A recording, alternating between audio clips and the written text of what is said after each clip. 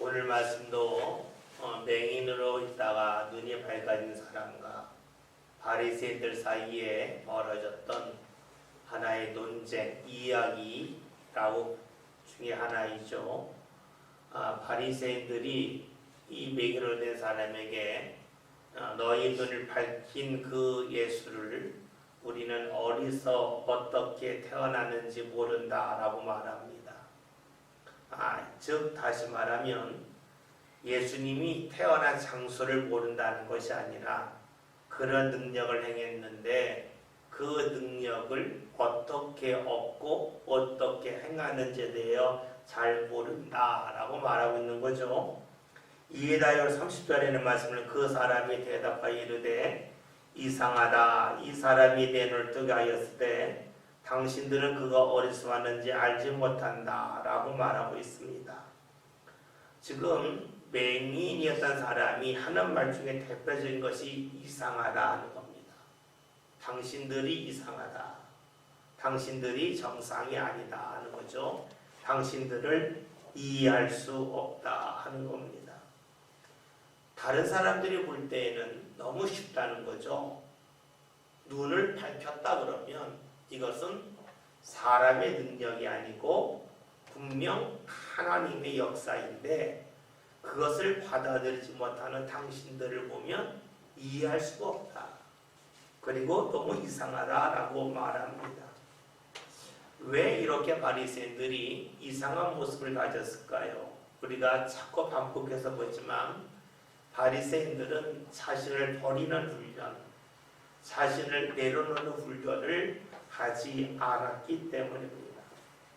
배가 항구에 있다가 정박해 있다가 이제 항해를 하려면 닷줄을 풀어야 되죠. 닷줄을 풀지 아니하면 배가 나갈 수 있는 범위가 굉장히 짧아요.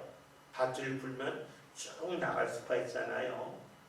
마찬가지로 자신의 생각에 닷줄을 풀어야만 하나님이 인도해 주시는 은혜에 바다를 향하여 마음껏 항해 나갈 수가 있는데 그 닷줄을 풀지 않은 것입니다. 물론 바리새인들은 이렇게 생각할 수 있어요. 다른 사람들보다 우리 닷줄 좀 길다. 다른 사람의 닷줄이 짧아서 한 5m, 10m 뿐이 못 나가지만 우리 닷줄을 길어서 100m, 200m 나간다 라고 자랑할 수도 있을 거예요. 그러나 닷줄은 닷줄이에요. 닷줄을 풀지 못하면 더 넓은 곳을 향하여 더 깊은 곳을 향하여 나아갈 수 없다 하는 겁니다. 지금 바리새인들은 자신들을 버리는 훈련이 잘 되지 아니했습니다.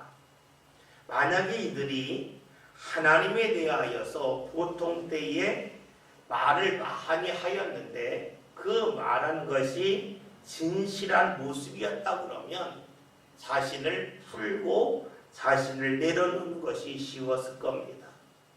그러나 이들은 입으로는 하나님을 불렀지만 실제로는 하나님이 마음에 없었습니다. 그러니까 이들은 하나님에 대해서 신앙에 대해서 말은 잘합니다. 이론은 너무너무 많은 것을 알고 있어요. 그런데 실전에 신앙의 실제적인 삶에는 무척이나 약하다 하는 겁니다. 우리의 신앙생활은 입이 아니죠. 몸입니다. 입과 몸이 하나가 되는 겁니다. 신앙은 지식과 삶이 하나 되는 겁니다. 그래서 우리가 자꾸만 하나님 앞으로 나아가는 것에 대하여 하나님이 내게 어떻게 반응하시는지에 대하여 내가 체감하고 느끼는 것이 신앙이지 머리의 즐거움이 아닙니다. 그런데 바리새인들은 머리의 즐거움이 있었어요. 그러니까 실제로 주의 은혜를 경험한 이 맹인된 사람이 볼 때는 그 모습이 이상한 거예요. 신앙생활에서 지식이 쌓인다 한들 그게 뭐가 대단하겠어요? 주님을 경험해야 되겠죠. 어쩌면 우리가 오늘 신앙생활 할 때에도 바리새인들처럼 우리에게 이상한 모습이 있을 가능성이 많습니다. 우리 믿음의 사람들이 기독교가 뭐냐라고 물으면 말씀의 종교라 그래요. 희한한 것은 말씀의 종교라고 말하는데 말씀은 안 읽어요. 이상하잖아요. 말씀의 종교라고 그러면 말씀을 읽어야 돼요. 그런데 말씀을 읽지 않으면서 말씀의 종교라고 그러면 이상한 것이에요. 여러 번 말씀드렸죠. 여러분 11조 하는 믿음이 보통 믿음이 아니에요. 11조 한다는 것은 무척이나 많은 삶을 주께 드리는 그런 모습이에요.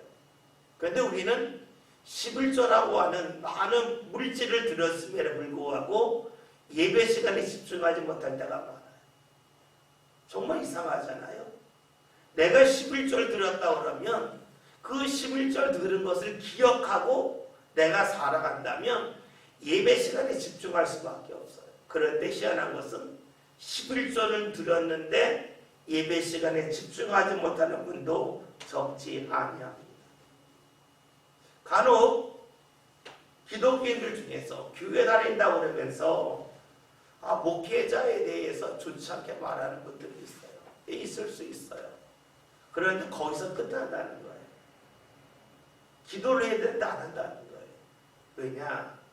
우리는 교회에서 목사를 통해서 주시는 하나님의 말씀을 듣잖아요.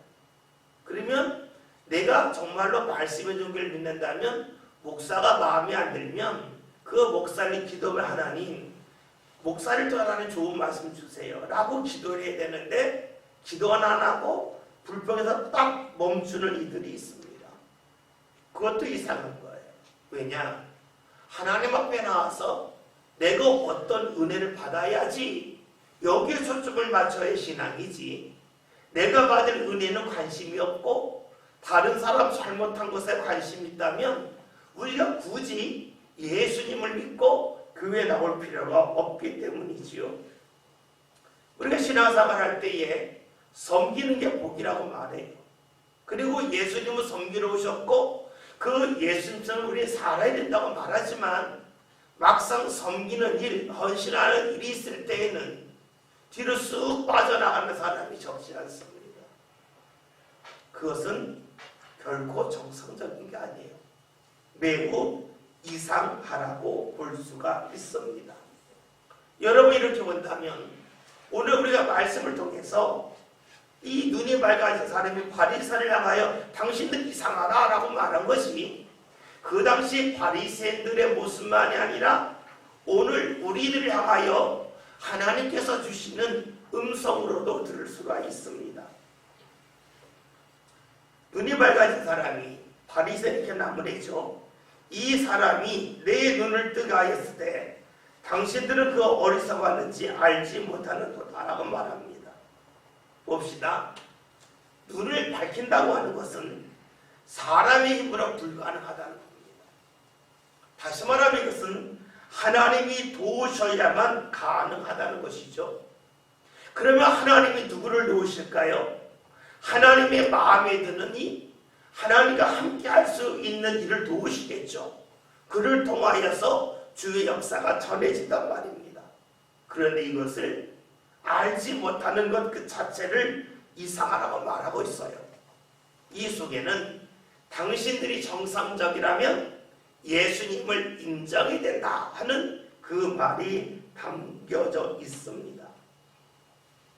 여러분, 우리가 지금 눈이 밝아진 것이 사람의 힘으로 되지 않고 하나님의 힘으로만 된다 하는 것을 말씀드렸습니다.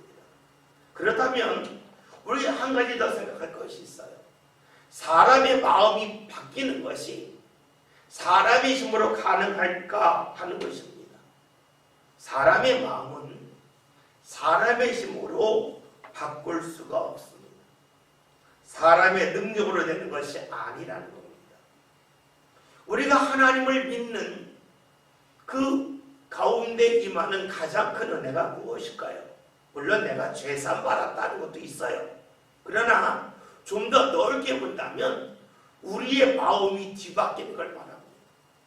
그래서 우리가 죄산 받았다고 하는 것은 내가 죄인이라고 하는 마음을 갖는 것이고 내가 죄인이었지만 예수를 통하여 내 죄가 사해졌다고 하는 것을 믿는 거니까 크게 말한다면 마음이 뒤바뀌는 거라고 볼 수가 있습니다. 우리는 눈이 밝아지는 것과 같은 외적인 일에 대한 변화는 쉽게 압니다. 그러나 더욱더 중요한 우리의 마음의 변화, 내적인 변화에 대해서는 변화가 일어나도 잘 모를 때가 무척이나 많이 있습니다. 외적인 변화는 쉽게 확인할 수 있잖아요. 앞을 보지 못한 사람이 앞을 본다. 쉽게 확인이 가능해요. 그런데 외적인 변화가 아니라 내적인 변화는 우리가 잘 알아보기가 어렵습니다. 그러면 우리 마음의 변화가 일어날 때에 눈에 보이지 않지만 우리의 삶 가운데 어떤 일이 나타날까 하는 겁니다. 마음이 변하면요, 눈이 달라집니다. 눈이 달라진다는 것은 시력이 좋아진다 하는 것을 말하는 것이 아니라 마음이 바뀌면 내 눈에 먼저 보이는 것이 달라집니다. 여러분 생각해 보세요. 어떤 애가 막 장난을 치는데 너무너무 자기 주변을 더럽게 하는 겁니다. 멀리서 보면 그러죠. 저 녀석 너무 장난 심하네. 도대체 가족 이걸 어떻게 받은 거야? 그런 마음을 가질 수 있어요. 근데 가사 봤는데 내 손주예요. 그러면 어때요? 이쁘게 보여요. 이상하잖아요. 똑같은 일을 했는데 이 자녀가, 이 아이가 나와 관계가 얼마나 있느냐 없느냐에 따라서 얘가 예쁘게 보이기도 하고 예쁘지 않게 보이기도 해요. 왜요? 마음에 담고 있는 대상은 좋은 게 보여요. 마음에 자리 잡자는 대상은요, 좋은 게 먼저 보이지 않아요. 그렇기 때문에 우리의 마음에 무언가 담겨졌다, 내 마음에 무언가 변화가 나타났다 할 때로는 가장 먼저 나타나는 현상은 보이는 게 달라지는데, 보일 때에 좋은 것이 먼저 보여요. 장막할 게 보이는 게 아니에요. 좋은 게 먼저 보여요. 여러분, 이쯤 되면 우리에게 무엇이 나타날까요? 기뻐할 일이 먼저 보이는 거예요.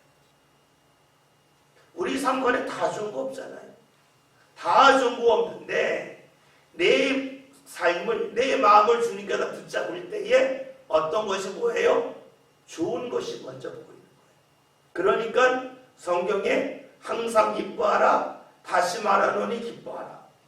이것이 의지로 되는 게 아니라는 거예요. 주님이 너희와 함께 할 때에 너희 마음이 달라지면 너희 눈에 먼저 보이는 것이 달라진다는 거예요. 나쁜 것이 먼저 보이는 것이 아니라 좋은 것이 먼저 보이니까 당연히 기뻐하는 거예요. 여러 번 말씀드렸죠. 여러분이 더운 여름에 20분 동안 태양볕을 쬐고 있어요. 여러분, 그 자체는요, 화나고 짜증난 일이에요. 그거 좋아하는 사람 없어요. 그러면 화가 나야 되잖아요. 그런데 내가 20분 동안 서 있는데, 내가 서 있는 게 뭐냐? 내가 어떤 놀이동산에 가는데 내가 마지막 나까지 들어갈 수 있는 입장이에요. 내 뒤에 있는 사람은 못 들어가요. 그러면 내가 20분 기다리는 것이 화날까요? 즐거울까요? 즐겁잖아요. 왜? 저 안에 들어갈 걸 생각하니까 기쁜 거예요. 햇볕을 내리쬐는 것은 똑같아요. 뜨거운 건 똑같아요. 더운 건 똑같아요. 그런데 이 일을 통해서 내가 저기 들어간다 하는 걸 알면 기쁜 거예요. 그러나 그냥 서 있으면 화가 나요. 그냥 서 있으면 짜증이 나요. 무엇을 말합니까?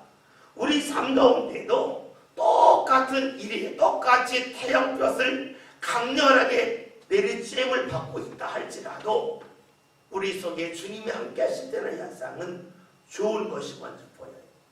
그것이 바로 마음의 변화입니다. 말씀을 들을 때도 마찬가지죠.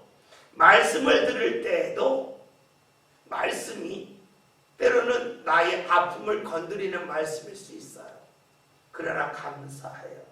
언제요? 주님이 함께 하실 때예요. 왜냐? 주님께서 나를 때리시는 게 아니라 나를 싸매시는 거구나. 나를 더욱더 좋은 길로 인도하시기 위하여 내 삶 가운데 무언가 부족한 것을 알게 하시는 겁니다. 주의 인도하심에 대하여 소망하기 때문에 말씀을 들었을 때에도 감사할 수 있다는 것이, 그것이 무엇입니까? 마음의 변화가 나타날 때 일어나는 현상이에요. 그러니까 우리가 주님을 통하여서 내 마음이 달라졌다 할 때 일어나는 것은 나도 모르게 기뻐할 일이 많아지고, 나도 모르게 감사할 일이 많아지고, 내가 누군가를 대할 때에 그 사람의 허물보다는 그 사람을 통해서 하나님이 나에게 허락하시는 은혜에 대하여 더욱더 예민하고 민감하게 반응한다는 것이지요.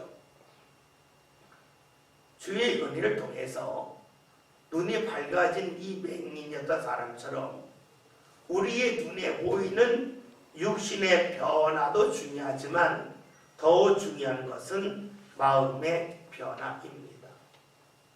그런데 우리가 생각할 것이 있습니다. 우리의 육체가 시간이 지나면 노화의 현상이 나타나 약해지잖아요. 그러면 우리의 마음의 변화가 어떠할까 하는 겁니다.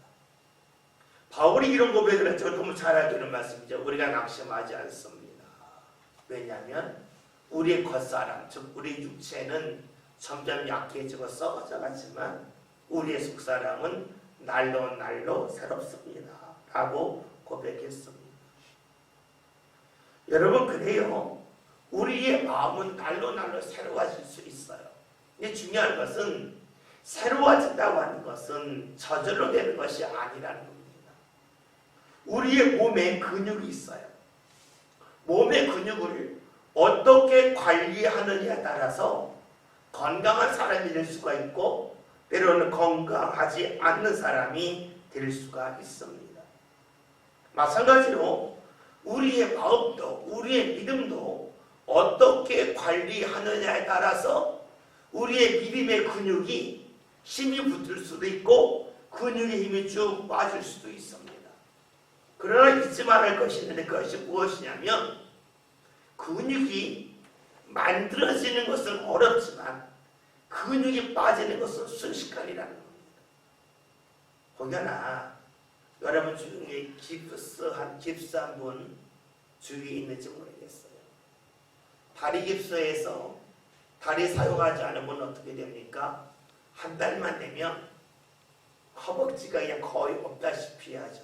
근육이 쑥 빠지죠. 한 달 운동 열심히 하면 그 생기지 않습니다. 근육이 빠지는 것은 순식간이고 근육이 만들어지는 것은 시간이 꽤 걸립니다. 마찬가지입니다. 우리가 왜 매일같이 기도해야 될까 하는 겁니다. 왜 매일같이 성경 읽어야 할까 하는 겁니다. 그것을 하지 아니하면, 우리가 신앙으로 움직이지 아니하면 우리가 싸우는 신앙의 근육이 나도 모르게 쑥 빠져나가기 때문입니다. 문제는 몸의 근육이 빠지는 것은 아닌데 우리의 믿음의 근육이 빠지는 것은 잘 모른다는 데 있습니다. 그래서 우리가 신앙의 근육이 빠지지 아니하도록 주님을 찾는 훈련이 필요합니다. 그것이 바로 기도하는 것입니다. 지난주 말씀 속에서 공간이 곳간이 되게 하자 그랬습니다. 내 삶 가운데 나 스스로 공간을 만들어야만 그 공간 안에 하나님의 은혜가 쌓이는 역사, 은혜 공간이 이루어지죠. 저절로 되는 게 아닙니다. 신앙의 근육을 만드는 일, 신앙의 근육에 빠지지 않도록 하는 일이 무척이나 중요하지요.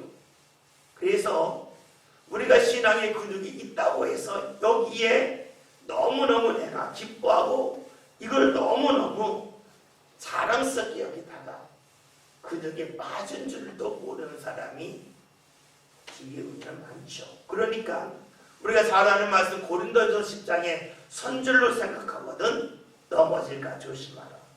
다시 말하면 신앙의 근육이 있다고 생각하는 자, 신앙의 근육이 빠질 줄 모른다 하는 것을 우리에게 말씀해 주고 있습니다. 31절 말씀 제가 보겠습니다. 하나님이 죄인의 말을 듣지 아니하시고 경건하여 그의 뜻대로 행하는 자의 말은 들으시는 줄을 우리가 아나이다. 지금 눈이 밝아진 사람이 이야기하는 겁니다. 하나님은 죄인의 말을 듣지 아니하신다라고 말합니다. 죄인의 말을 듣지 아니한다 하는 것은 하나님께서는 죄인들의 기도를 전혀 안 듣는다는 건 아니에요. 듣긴 듣지만 들을 때 범위가 있다는 것이에요.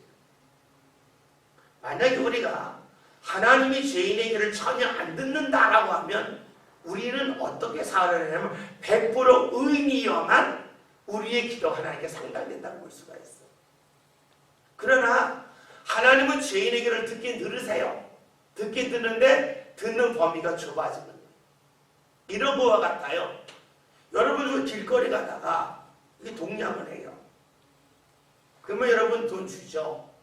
우리 청년들에게 늘 하는 이야기 중에 하나가 동전 꼭 갖고 다녀라. 그 전철 안에서 찬송가 부르면서 구걸한 사람 있으면 100원이라도 줘라. 100원이 없으면 1000원 줘라. 그러면 나중에 갖고 와서 100원씩 갖고 다니다. 자꾸 주라 그래요. 100원, 1000원 줄 수 있어요. 근데 10만 원은 안 주죠. 그렇죠? 100원을 주고 1000원 줄 수 있어도 10만 원 준 사람은 거의 없어요.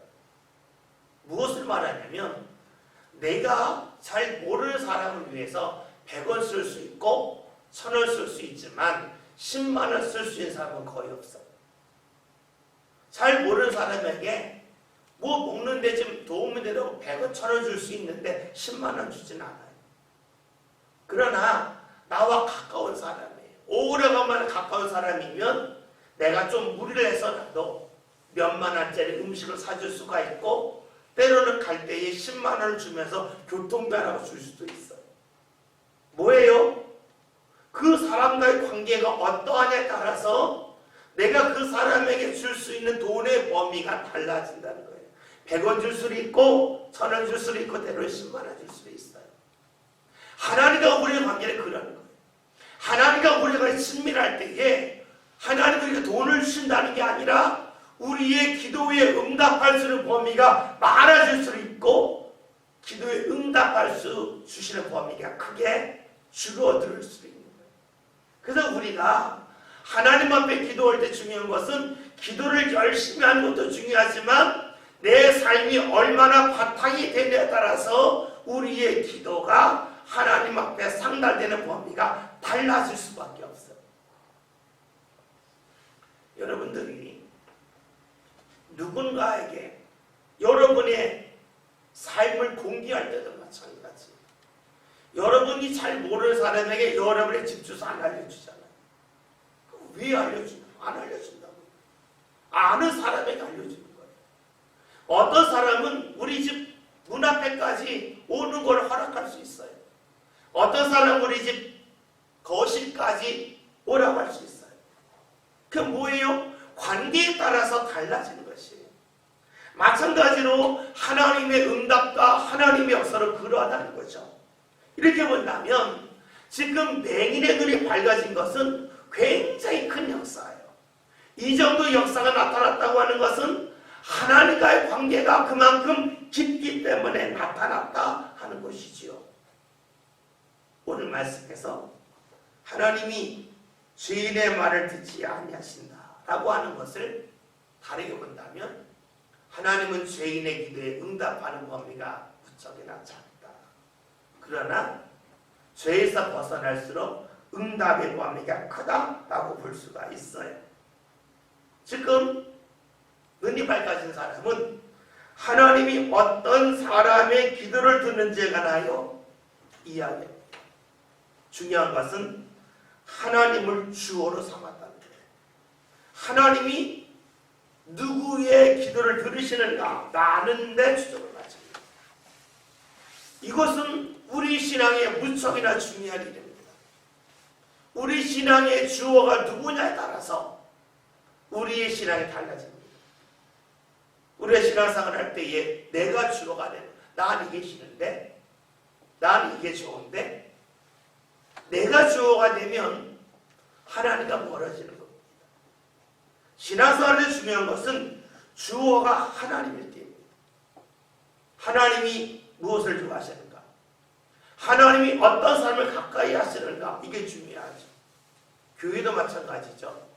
우리 교회가 무엇을 좋아하느냐가 아니라 하나님께서 우리 교회에게 무엇을 원하시는가? 하나님이 주어가 되는 것이 가장 중요합니다. 지금 바리새인들은 하나님을 믿는다 하지만 늘 주어가 자신이었습니다. 내가 볼 때 이 사람은 아니야. 이 사람을 이해할 수가 없으니까 하나님이 멀리할 사람이야. 자꾸 자기가 주어가 되어서 말을 합니다. 이에 대해서 맹인대사만 말하죠. 하나님이 주어를 하나님으로 삼고 있습니다. 그러면서 하는 이야기가 경건하게 그들의 뜻대로 행하는 제 말을 들으시는 줄을 우리가 안다라고 말합니다. 다시 말하면 하나님의 뜻대로 행하는 사람의 말을, 기도를 하나님이 들으신다는 겁니다. 여러분, 우리가 이 말씀을 많이 읽었습니다. 그런데 이 말씀이 진짜일까에 대해서 우리가 삶을 통해서 스스로 확인해 볼 필요가 있습니다.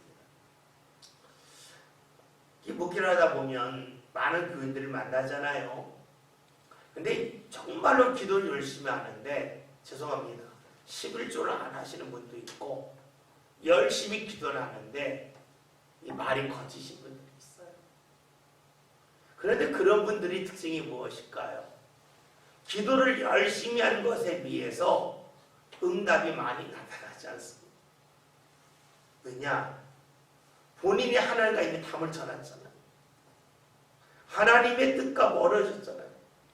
그러니까 자연스럽게 기도의 응답이 적게 나타날 수밖에 없어요. 많은 기도를 했음에도 불구하고 응답이 크게 적게 나타납니다. 예수님께서 하신 말씀 중에 요한복음 8장 29절 제가 읽을게요. 나를 보내신 이가 나와 함께 하시도다. 나는 항상 그 기뻐하시는 일을 행함으로 나를 혼자 두지 아니하셨느니라. 하나님이 기뻐한 일을 했더니 혼자 두지 아니하시고 하나님 함께했다라고 예수님이 고백합니다. 다시 말하면 하나님이 기뻐하는 일을 할 때에 주께서 우리의 기도 외에 보다 풍성하게 응답하신다는 겁니다. 제가 예전에 여러분이 자주 듣던 말씀 중에 이런 말씀이 있습니다. 한 10여 년 다 이전 일이네요. 제가 기도가 잘 안 되면 교회에서 한 3시간 정도 교회를 청소하거나 교회 창고를 정리했어요. 그렇게 하게 되면 몸이 땀이 범벅이 돼. 3시간 동안 쉬지 않고 청소하고 창고 확 정리하면 땀이 범벅이 돼요. 무척이나 힘들죠. 그리고 나서 기도하면 기도가 잘 될까 안 될까? 기도가 된단 말이에요. 왜요? 하나님이 기뻐하는 일을 하면 하나님께서 그의 말을 들으신다는 거예요. 우리가 신앙생활 할 때에 주의 말씀을 그냥 외우려고 하지 마시고 말씀대로 한번 부딪혀보는 거예요. 여러분들이 주님이 기뻐하지 않는 일 한번 마음껏 해본 후에 와서 기도해보라는 거예요. 누구하고 대판 싸우고 난 다음에 와서 기도해보라는 거예요. 되나 안 되나. 누구 시컷 욕한 다음에 물론 그 다음에 그런 정신도 없겠지만 교회 와서 기도해보라. 되나 안 되나. 기도가 막히죠. 왜요? 하나님이 내 소리를 듣지 않으시니까. 듣지 않은 게 뭐예요? 대화를 할 때에 벽을 보고 대화하는 벽을. 여러분 그렇잖아요. 우리 이야기할 때에 누군가 네 이야기를 들으면 그래 그 말만 해줘도 대화할 때에 힘이 나서 계속 이야기를 할 수가 있어요. 그런데 그래가 별것도 아닌 것 같은데 내가 이야기하는데 가만히 무표정으로 있다고 생각해봐요.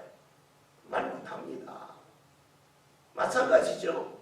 우리가 하나님 앞에 기도할 때도 주님이 기뻐하시를 하면 우리가 기도할 때 주께서 우리의 기도에 반응하시기 때문에 나는 알지 못해도 기도가 더 잘 될 수밖에 없고 기도가 더 힘있게 될 수밖에 없고 기도가 더 오래 이어지겠죠. 그러니까 주님이 하신 말씀, 하나님 기뻐하리라 가만히 내버려 주지 않는다. 혼자 두지 않는다. 오늘 이 맹인의 고백, 맹인의 뜻 아닌 고백, 경건하여 그의 뜻대로 행하는 자의 말을 하나님이 들으신 줄 우리가 안다.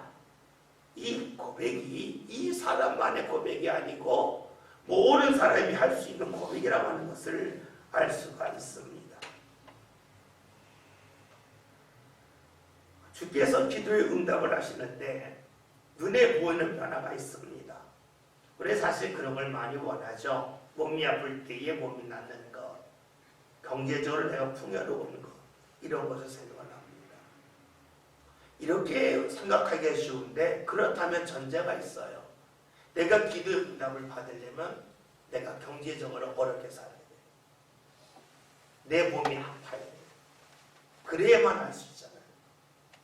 우리가 자꾸 눈에 보이는 것을 생각하다 보면 한번 정말로 너무 가난해지고 그리고 너무너무 몸이 아파야 돼요.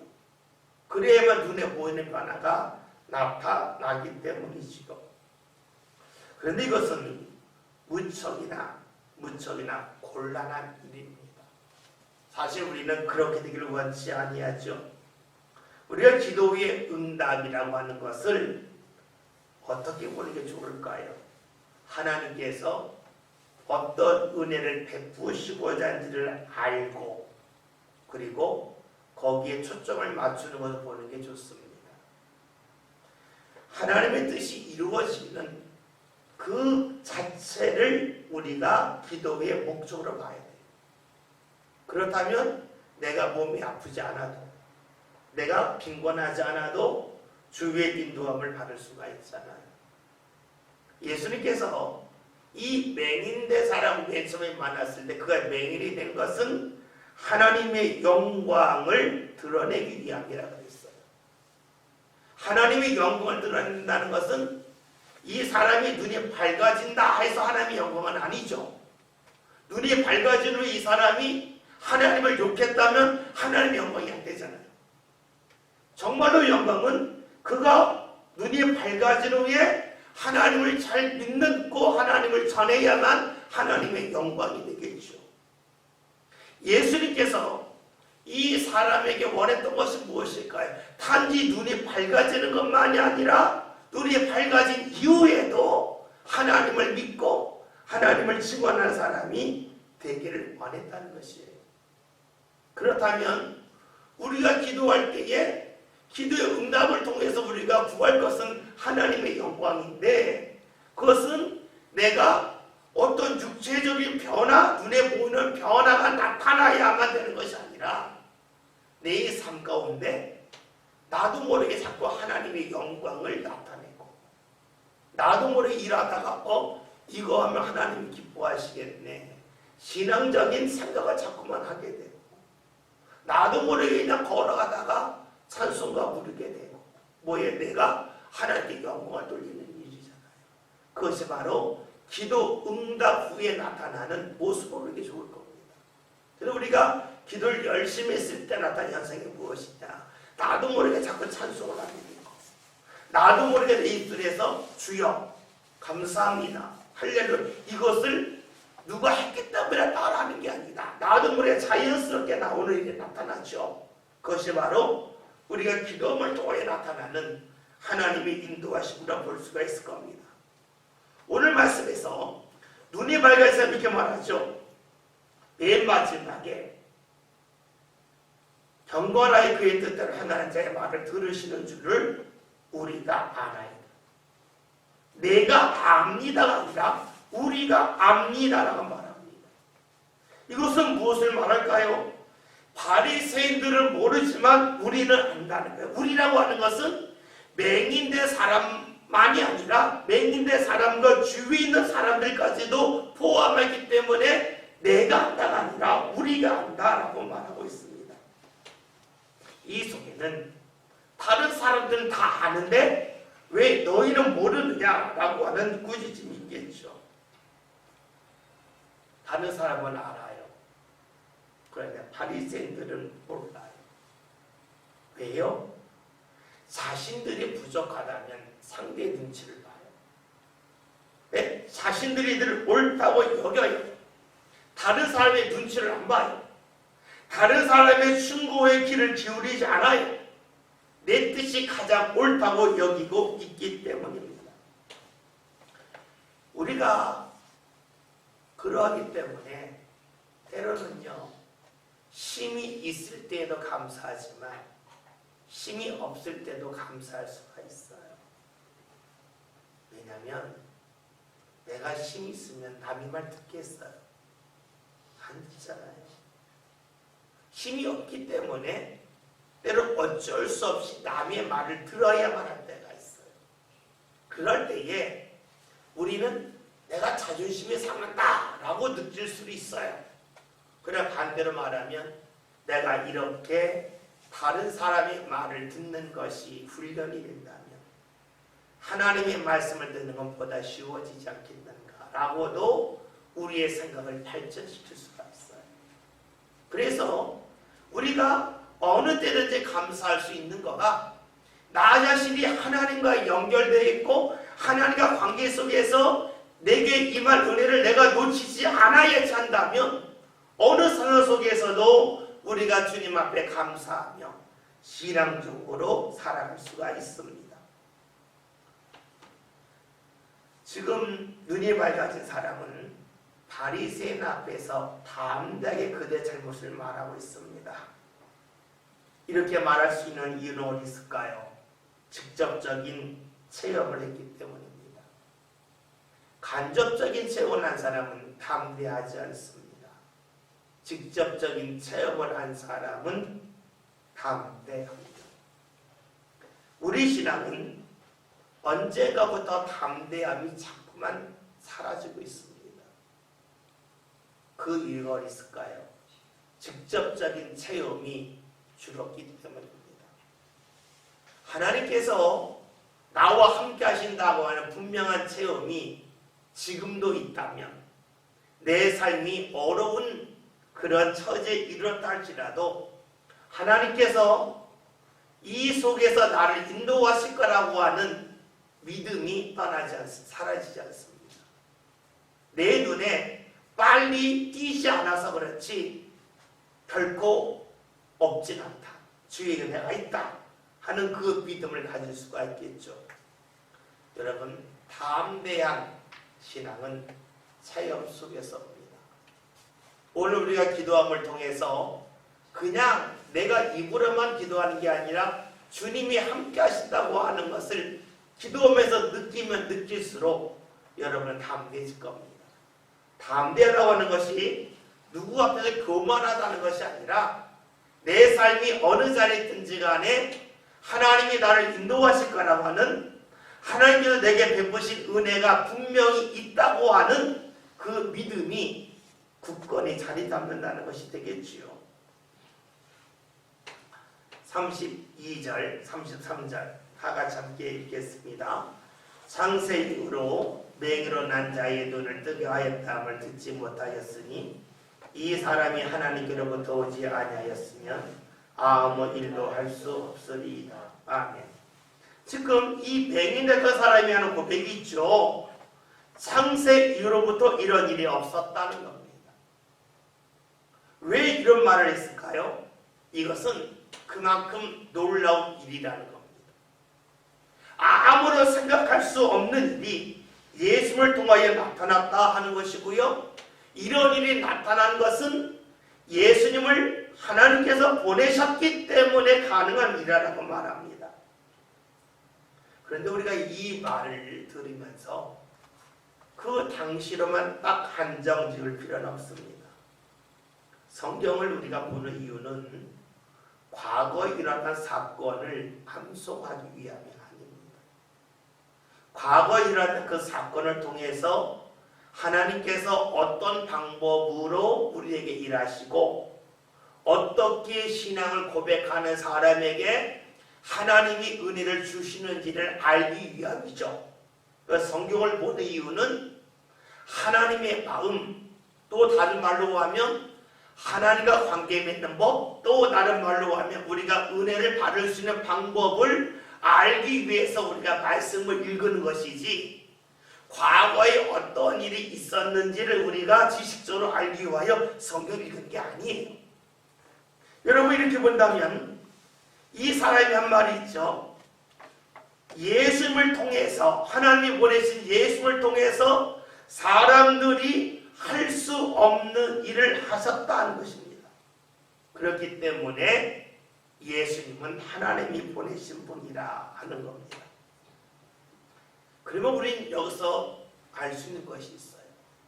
내가 예수님을 통해서, 예수님을 의지함을 통해서 사람들이 할 수 없는 일을 경험한다면 나는 예수님이 하나님께로부터 온 분이라고 하는 것을 자연스럽게 믿게 되고 고백할 수 있다는 것이에요.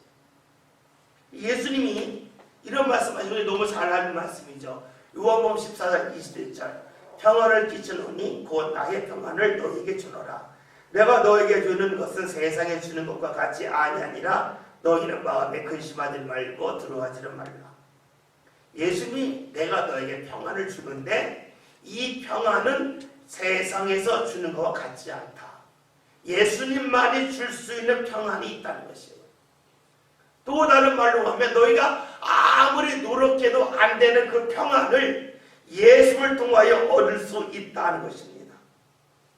그것이 무엇일까요? 우리가 가장 대표적으로 말할 수 있는 구원이죠. 사람의 힘으로 구원받을 수 없습니다. 우리가 구원을 이야기할 때는 제일 먼저는 죄에서 구원받았다가 돼. 죄에서 구원받았다, 건짐받았다가 있어요. 그런데요, 이 건짐받았다와 똑같은 말이지만 반대로 표현하는 게 있어요. 죄에서 건짐받았다고 하는 것은요, 내가 하나님 앞에 간다는 말과 똑같아요. 왜냐하면 앞에서 하나님, 죄인 내 말 하나님 듣지 아니하신다. 죄인의 특징이 뭐예요? 하나님 앞에 갈 수 없는 거예요. 그래서 우리가 구원받았다고 하는 것은 죄에서 건짐받았다는 말도 되겠지만, 그 말을 달리 말하면 우리가 하나님 앞에 나갈 수 있다는 거예요. 우리 잘 아는 로마서 3장 13절이죠. 모든 사람의 죄를 범하였음에 하나님의 영광에 이르지 못합니다. 다시 볼까요?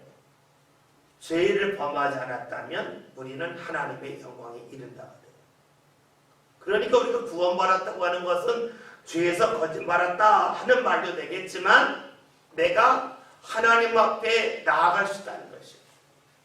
따라서 우리가 예수님을 믿었다, 구원받았다고 하는 것은 내가 죄에서 씻음을 받았다는 말씀인데, 사실 이것은 느끼기 어려워요. 그런데 반대의 표현이죠. 하나님 앞에 나갈 수 있다. 이것은 우리가 분명히 느낄 수가 있어요. 우리가 예수를 통하여 죄에서 구원받았다는 말씀을 죄에서 벗어났다는 표현보다는 신앙생활 할 때에는 예수를 통해서 우리가 하나님 앞에 나가야 된다라는 것으로 조금만 뒤바꾸면 그 다음부터는 그 말씀, 구원에 관한 말씀을 우리가 보다 많이 체험할 수가 있습니다. 우리가 예수의 이름을 부름을 통해서, 우리가 예수의 보혈을 찬양함을 통해서 하나님의 은혜를 경험합니다. 예수님의 별명이 임마누엘이죠. 우리가 앞에 보면은 처녀 잉타하여 아이를 낳으리니 그 이름을 임마누엘이라 하니라. 임마누엘, 하나님이 우리와 함께 하신다 하는 겁니다.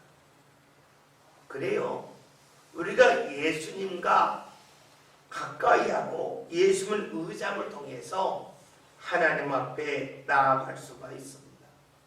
하나님 앞에 나간다고 하는 것은 다른 말로 하면 우리 삶 가운데 나를 가로막고 있던 두려움에서 벗어나서 평안에 이른다는 말씀도 돼요. 하나님과 멀어졌다는 것은 하나님이 나를 지키신다는 생각이 없을 때예요. 그때는 두려움이에요. 근데 예수를 통하여 하나님 앞에 나갔어요. 하나님이 지키신다는 마음이 있어요. 그때 찾아오는 것이 평안입니다. 우리의 삶이 나의 나약함을 발견할 수가 있어요. 나의 나약함을 발견했을 때에 우리는 겸손해질 수가 있어요. 그런데 내 나약함을 언제 발견할까요? 하나님 앞에서 내가 아무것도 아니라고 하는 것을 알 때에 교만할 수 없어요.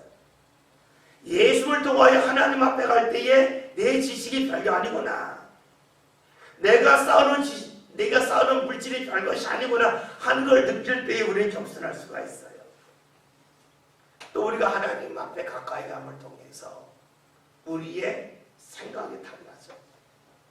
생각이 달라진다는 것을 다른 말로 하면 우리에게 하나님이 허락하시는 지혜가 임한다고 볼 수가 있어요. 그래서 우리가 예수님을 기도할 때에 어떤 일이 생각나면 때로는 내가 생각하지 못했던 방법이 떠오를 때가 있어요. 그것이 뭐예요? 내가 하나님 앞에 가까이 함을 통해서 하나님의 생각을 내가 알게 되니까 그것이 삶 가운데 적용되는 것이 지혜가 되겠죠. 그래서 우리가 무슨 때 기도하라 그러면 뭐 기도한다고 머리가 좋아집니까? 그런 말 하는 분도 있는데, 머리가 좋아지는 게 아니라 하나님의 생각, 하나님의 계획을 내가 알아가기 때문에 모든 것을 주관하시는 하나님의 계획을 알아가면 그대로 움직이면 지혜가 되겠죠. 그래서 우리가 기도할 필요가 있겠죠. 다시 봅시다. 사람이 할 수 없는 것을 예수님이 하셔요. 사람이 할 수 없는 것 중에 가장 대표적인 것이 죄에서 벗어나는 거예요.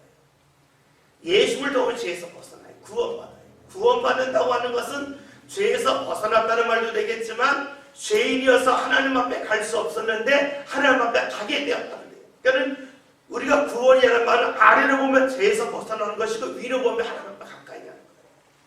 우리가 예수를 통해서 어떻게 되는가? 하나님 앞에 가까이 가기 때문에 두려움에서 벗어나서 마음의 평화가 오기도 하고 또 겸손해지기도 하고 또 내 삶 가운데 지혜가 임하기도 하고 또 내 삶의 분노에서 벗어날 수 있겠죠. 이것이 바로 하나님 앞에 나아가는 그 모습이라고 볼 수가 있습니다. 눈 밝아진 사람이 말합니다. 예수님을 통해서 내 눈이 밝아졌다 라고 말합니다. 우리 이 말씀 읽으면서 나는 눈이 밝은데 나는 맹인 아닌데 이 말씀과 내가 무슨 상관이 있냐? 그것이 아니라 이 사람이 하나님이 보내신 예수를 통하여 내가 눈이 밝아졌다.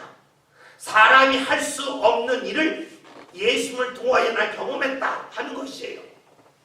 그러면 이 말씀은 오늘 우리들도 예수를 통해서 내 힘으로 할 수 없고 다른 사람이 도와도 할 수 없는 일을 하나님이 내 삶 가운데 행할 수 있도록 이끄신다고 하는 것을 볼 수가 있어요. 그리고 그런 체험은 우리가 얼마든지 할 수가 있습니다.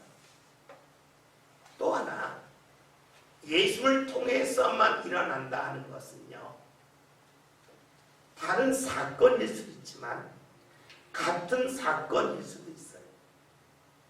무슨 일이 아니냐면 내가 예수를 통해 마음의 평화를 얻었어요. 어떤 사람은 음악을 듣다가 마음의 평화를 얻을 수 있어요. 어떤 사람은 술을 먹다가 마음의 평화가 올 수도 있어요. 어떤 사람은 누군가와 수다를 떨다가 마음의 평화가 올 수가 있어요. 우리 그러죠. 꼭 하나님을 통해서만 해야 되느냐 이런 질문을 하게 되는 거예요. 그런데 여기서 우리가 꼭 잊지 말아야 할 것이 무엇이냐면 질이 다르다는 거예요. 또 하나는요, 영영영 비치는 기간이 달라요. 여러분이 마음이 답답할 때에 누군가 수다를 떨었습니다. 수다 떨고 나면 어떨까요? 마음이 편해져요. 잊은 것 같아요. 근데 문제는 뭐냐면 수다 끝나면 다시 글 돌아와요. 술을 마셨어요. 잊었어요. 그런데 아침에 일어나면 또 다시 그 문제가 와요. 무엇을 말하냐면 일시적인 평화라는 거예요. 그것은 다른 위장된 평화예요. 그런데 주님께서 함께 하시라는 일은 뭐냐? 이것은요 지속적으로 나타나는 거예요. 폭넓게 나타나는 거예요. 그래서 우리가 다른 것을 통해서도 하나님이 허락하시는 것과 같은 그런 일을 경험할 수 있겠지만 기한이 다르고 질이 달라요. 그래서 우리가 꼭 예수 안 믿고 다른 걸 통해서 안 되겠느냐는 말이 나오는 이유가 세상 말로 하면 유사품이 많아요. 유사품이 많아요. 그리고 그 유사품을 갖고 유혹하는 것이 바로 마귀의 유혹이라고 보면 돼요. 주님이 허락하시는 것은 분명합니다. 그리고 깁니다. 폭넓이 넓습니다. 여러분들이 진짜가 가짜가는 삶을 통하여 부르짖을 수밖에 없습니다. 34절 다 같이 있습니다. 그들의 대답하여 이르되 네가 온전히 제거 어디서 나서 우리를 가르치느냐 하고 이에 쫓아내어 보내니라. 아멘. 바리새인들이 지금 갑자기 말을 하다가 말을 바꿉니다. 예수에 관한 말을 하다가 야 네가 죄인인데 우리를 가르치라느냐라고 말합니다. 여러분 이 말은 굉장히 감정적인 말입니다. 그런데 이 말을 좀 살펴볼까요? 네가 죄가 온 데서 났다. 이게 뭐예요? 맹의로 났기 때문에 죄가 났다는 말이에요. 그래서 이 사람들이 밝혀졌잖아요. 그러면 그들의 말대로 하면 죄에서 벗어났어요. 죄가 온 데서 났지만 죄가 벗어났기 때문에 가르쳐도 돼요. 이 사람들은 어떻게 해요? 네가 과거에 맹인이었고 죄가 났다라고 말합니다. 그러니까 이들의 말은 논리적인 말이 아니라 무척이나 궁색한 변명에 가까운 감정적인 말입니다. 그리고 이들의 말을 액면으로 알아듣는다면 지금은 맹인이 아닌데 맹인이었을 때 이야기를 하는 겁니다. 옛날 이야기하는 겁니다. 오늘을 살면서 10년 전, 50년 전 이야기는 우습잖아요. 지금 그런 모습을 그들이 취하고 있습니다. 그러면서 이 바리새인들이 맹인되었던 사람을 설득하려고 했는데 설득이 안 됐어요. 그러니까 어떡합니까? 쫓아내고 맙니다. 문제가 여기 있다는 겁니다. 자신이 설득하지 못했다 했을 때 혹여나 내가 잘못된 것은 아닐까 하는 생각이 그들에게 없습니다. 신앙의 사람은 늘 자신을 돌아보는 게 먼저입니다. 우리가 신앙생활할 이유가 남을 위해 사는 게 아니잖아요. 나를 위해 사는 거잖아요. 내가 누군가 설득시키려고 신앙생활하는 게 아니라 나 자신이 하나님 앞에 설득이 되어서 하나님의 풍성한 은혜 사람을 살려고 내가 신앙생활하는 거예요. 엄밀하게 나를 위한 거예요. 그렇기 때문에 신앙의 사람은 나를 위한다는 것은 나를 먼저 돌아봐요. 그런데 바리새인들은 그런 모습이 나타나지 아니합니다. 그러니까 자신의 마음에 들지 않으면 내쫓으려고 합니다. 자기 중심전이라 하는 것이지요. 오늘 우리가 살아가면서 내 마음에 맞지 않는 일이 있습니다. 내 마음에 들지 않는 사람이 있습니다. 여러분, 그런 사람과 그런 일을 만났다면 그 사람을 멀리하고 내쫓으려기보다는 혹여나 내게 부족함이 있는 것은 아닐까, 나를 먼저 돌아보는 그 훈련이 우리에게 필요할 것입니다. 그러지 않다면 나는 신앙의 완벽한 사람일 겁니다.